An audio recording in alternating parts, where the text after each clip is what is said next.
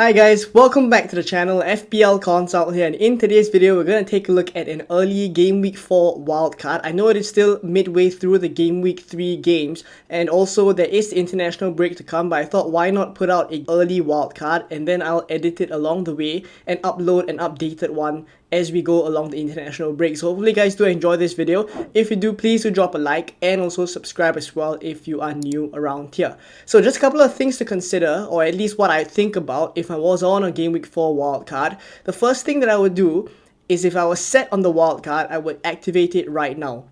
Reason being, across the international break, there will be players rising or dropping in price, and you don't want to be affected by that. In fact, if you are on a wildcard, this is a really good time to increase your team value because there will be players rising in price. I think there was a couple of seasons ago, I activated my wildcard early on an international break, and I made up to about 0.5 million. So that is a lot at this point of the season. So I would recommend that if you guys are on a Game Week 4 wildcard now during the international break, that you activate it right now so that you can increase your team value. Secondly, I think the Game Week 4 wildcard will be quite popular for those of you without Salah, namely because the Liverpool fixtures are starting to look very, very good. They will be finishing their game, right? They haven't played yet, but they will be finishing their game against Manchester United. That is kind of their tougher fixture. Aside from that, from Game Week 4 onwards, it looks really good. So this is when people who didn't start the season with Salah, like for example, myself as well, like I didn't start the season with Salah. I think people like us will want to be jumping on Salah, and sometimes there's no clear route. So that's why I think one of the key reasons why people may be pushed towards a wildcard is the fact that they want to get to Salah.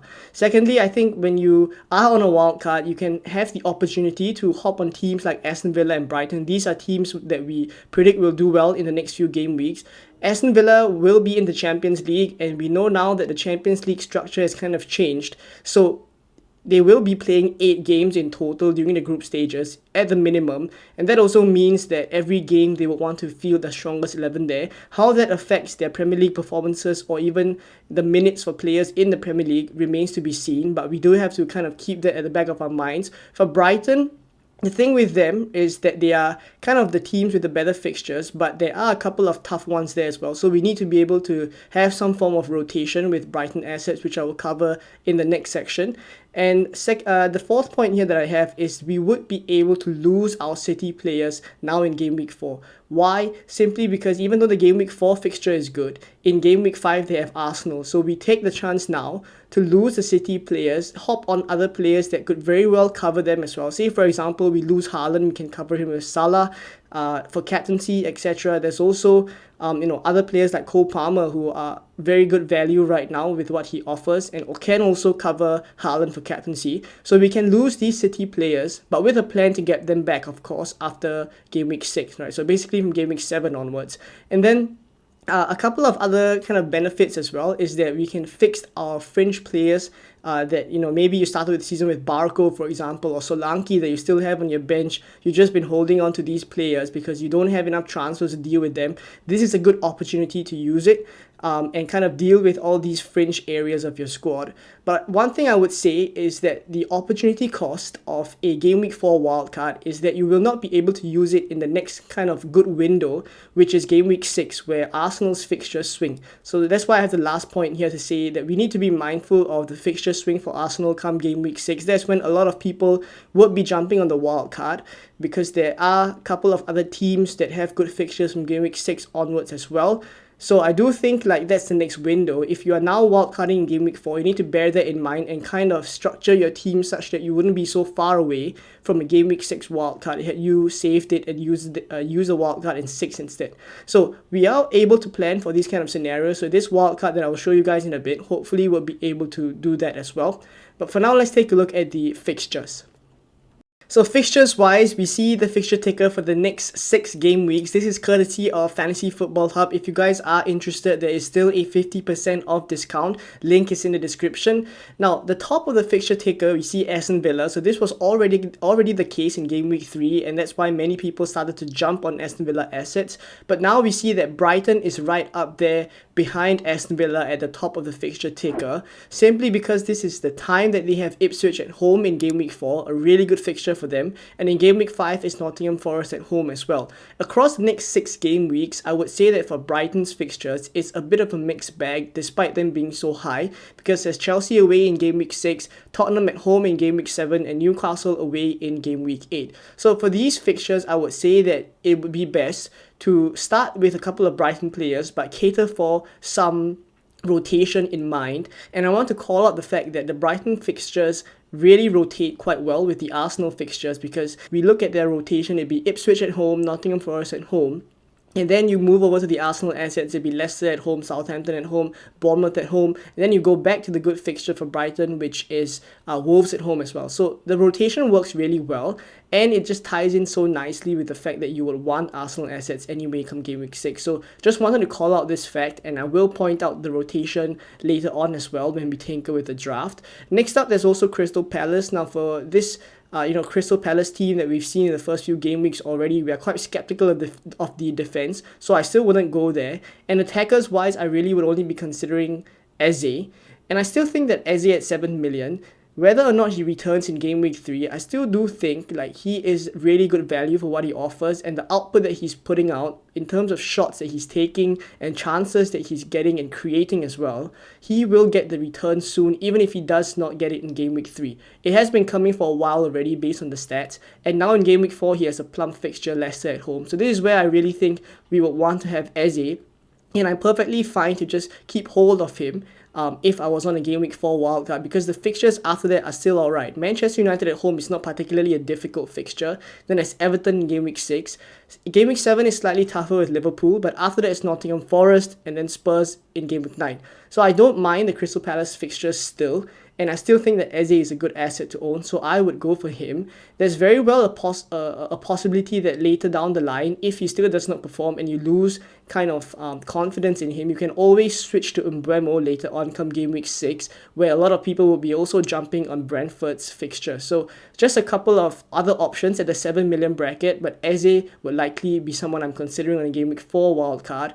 Now I won't cover all the other teams, but you see there for Man City, just a last kind of pointer that I want to make is that we're losing them now in game week 4, because despite them having Brentford at home in game week 4, there's Arsenal and then Newcastle in the next 2 after the Brentford game. So really the time to bring them back is game week 7, which is Fulham at home, Wolves away, and Southampton at home. That is when you need to get Haaland back in your team no matter what. So there are plans with this draft to get Haaland back by then, which I also will show you guys later when we tinker with the team. But yeah, that's kind of why I think the value of the Game Week 4 wildcard really is about going for the other kind of assets that can cover, losing Haaland, and then after that kind of hopping back onto him in Game Week 7. That's really what this season I feel is about, hopping on and off the right players at the right times. So with this in mind, let's take a look at the Game Week 4 wildcard team that I've put together. So this is the Game Week 4 wildcard that I've put together. This is an early draft. I will continue to update this draft as we go along during the international break. But the team value for this draft is at 100.1 million. And the squad structure that we have right now is a 3-5-2 formation. When we look in goal here, I've gone with Emi Martinez simply because of the Aston Villa fixtures that I've kind of mentioned at the start, that their fixtures are just so good. So I've gone for Emi Martinez as a 5 million keeper here. It's kind of different from what I usually do, which is I go for the 4.5 million keepers. But because all the 4.5s are just so bad at the moment that I don't mind just spending that extra 0.5, having a kind of a better quality keeper in goal and then just sticking with him throughout. And the fixtures for Aston Villa long term are also very good, so I'm fine with that. But that also means that I wouldn't want to go for Konza here, or I can't go for Konza because I will have Rodgers and Watkins up front, as you guys can see, or I would already be tripled up on them. But I do think like there are other defensive options at the 4.5 million bracket that are viable aside from Konza. So I'm alright to sacrifice going for Konza and just have Emi Martinez here as the kind of Aston Villa defensive coverage. In defense, I have Trent, Levi Colwill, Lewis Dunk. And on the bench, it's Gabriel from Arsenal and also Harwood Bellis as the bench fodder. So I'll speak out the three on the pitch right now, which is Trent, Colwill, and Lewis Dunk. Now, for Trent Alexander-Arnold, I still do think like he is worth the extra 1 million as compared to Robertson. I do hope that he continues to get more minutes overall. Him being continuously substituted at the 70th minute mark is not great. It's good in terms of getting the clean sheet locked, but I really want him to get those attacking returns, so I will want to see more minutes for him. But even in those 70 minutes, he has been putting up very respectable numbers in terms of expected assist. So by the time you're watching this, maybe he already gets a return. We'll see what happens, but I really think that the way that he's playing right now is just returns waiting to come. So I like him, and I also like the fixtures that that Liverpool have. So I'm fine to just spend extra money there and later move him on if I do need the money. Now the other two defenders is Colwell and Lewis Dunk, both of them at 4.5 million. Colwell from Chelsea, I know what you guys think of the Chelsea defense, but the fixtures are really there. And in terms of defenders that I guess I'm slightly more nailed. I would never ever say nailed when it comes to the Chelsea defense because they have so many options. But Colwell has been starting the first two already, and he seems kind of, I would say, first choice in terms of the centre-back pairings. So I think Levi Colwell will continue to get starts in the Premier League, and if possible, then he would kind of cover the Chelsea defense. So Bournemouth away here is a great fixture, and the run that they have is good. Right, so he's here as kind of a mainstay. If he becomes an issue, you could always just transfer him out later on, but I think it looks good for him in the short term at least. Now, for Lewis Dunk, he is really here because I do like the Brighton's fixtures as I've mentioned, and he rotates very well with Gabriel on the bench. Now, Gabriel at 6 million being on the bench is not ideal, but he plays Tottenham away, so I don't really want to start Gabriel this week. But again, as I've mentioned, in Game Week 6, you want Arsenal assets. So this draft would allow you to already be doubled up on Arsenal. It's just that you're benching Gabriel for Game Week 4 and Game Week 5, and then bringing him in for Lewis Dunk when Dunk's fixtures start to look bad. And then for Harwood Bellis, he's a bench fodder. I've gone for him instead of someone like maybe Greaves because I think the Southampton fixtures are also quite good in terms of getting easier home fixtures across the next few. So if in the event that any of your kind of first choice defenders get injured, Harwood Bellis starting is also not the worst thing in the world. Now, in midfield, I have Rodgers, Salah, Eze, Saka, Palmer, all of them starting in this squad. And I think when we look at this draft in the big picture kind of a view, it's mainly a Salah, Saka, Palmer draft. Heavy premiums in midfield, very expensive. But I think these three players would be able to cover the lack of Haaland that this draft has. And it does kind of offer you very good captaincy options for the next few as well, at least while you don't have Haaland. Right, there's Forest now in Game Week 4 for Salah, Bournemouth in Game Week 5, and then in Game Week 6 it's Wolves as well. So you're pretty much covered for captaincy, and Salah can very well just be your captain for the next 3 game weeks. But even if you kind of don't want to captain Salah, then Palmer also have very good fixtures during this similar run until you bring Haaland back later on. So captaincy is kind of covered here, and Saka here is likely the one that has the tougher fixtures, but he is the asset that I would still keep on to because, as I've mentioned, in Game Week 6 you want him already. I would kind of start with him here. Tottenham away in Game Week 4, I do think he could get something, and then in Game Week 5, despite him having the Man City fixture, I would just hold him through that one, bite the bullet, and then come Game Week 6, that is when you would, reap the benefits of having Saka already. So Salah, Saka and Palmer here. For Eze, I already mentioned the Crystal Palace's fixtures that are really good. Leicester at home now in Game Week 4 is one where Eze is actually a captaincy option. Like when you look at the predicted points or the early kind of predicted points for Game Week 4, Eze is right up there, and he is also on penalties, and Leicester is just a rather leaky defense. So I do think like he could very well get something here at Selhurst Park, and the fixtures moving forward are also good for him. At 7 million, I like what he offers. And then for Rodgers, he is here as the 5.0 million kind of enabler in the midfield to allow for other more expensive spots elsewhere, because you also have a premium defender, and then you have a kind of 9 million striker in Watkins up front. And then in midfield, you want to go for all these kind of 10 million and even 12.5 at Salah kind of price point midfielders, then someone has to be quite cheap. And Rodgers here at 5 million just allows you to capture the Aston Villa fixtures that are good, but also what he offers at that price point. I think no other asset at that price point can match him. So Rodgers is here.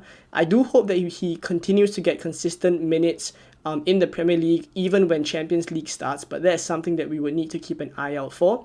And then up front is João Pedro and Ollie Watkins. João Pedro here, similar to Dunk, great fixtures in Game Week 4 and Game Week 5. The rotation that I have planned for João Pedro is Armstrong on the bench, who has Manchester United at home now. So both of them are at 5.5 currently. They could be, rising in price quite soon.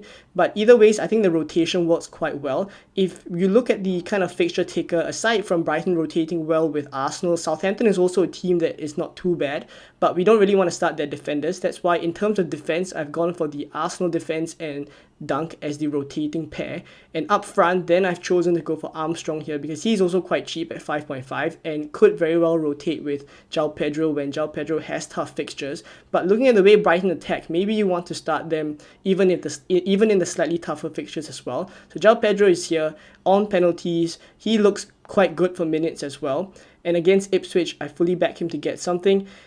Watkins here, Everton away. This is Everton at home, sorry. This is the one where I guess could turn some heads because Watkins has not been back to, I guess, full fitness or I guess not at the best form at this point in time. But the real value in a Game Week 4 wildcard is hopping early on these Aston Villa assets if you haven't already. And I don't think people would be, kind of in a position where you can have all these assets in midfield and then also go for someone like a Watkins up front.